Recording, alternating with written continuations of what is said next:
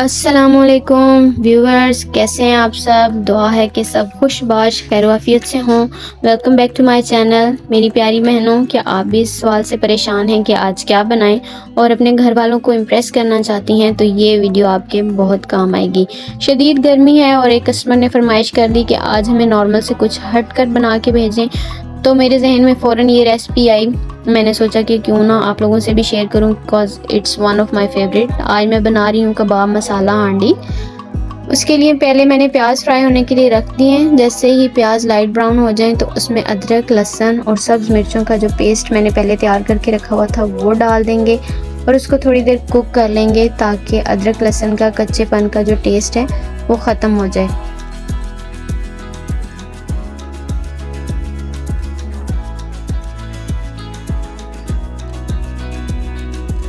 जैसे ही आपको लगे कि आपका अदरक लहसुन जो है वो कुक हो चुका है, तो उसमें हम टमाटर ऐड कर लेंगे और उसको हम अच्छे से भूनेंगे।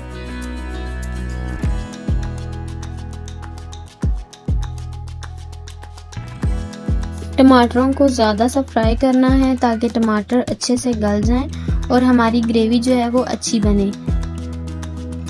गोला कबाब की रेसिपी बहुत जल्द चैनल पर अपलोड हो जाएगी, प्लीज़ ज़रूर देखिएगा। अब हम इसमें ऐड करेंगे सॉल्ट टू टेस्ट और उसको मिक्स कर लेंगे।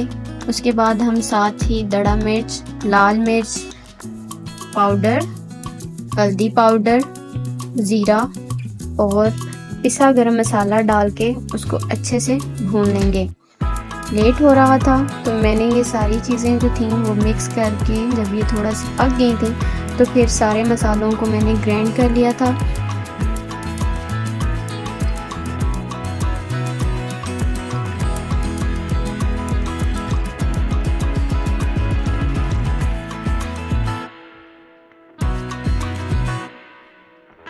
ग्राइंड करने के बाद हम उस मसाले को इतना कुक करेंगे कि उसका जो एक्सेसिव पानी है वो ड्राई हो जाए और हमारी ग्रेवी जो है वो अच्छी तरह से तैयार हो जाए, पक जाए अच्छे से।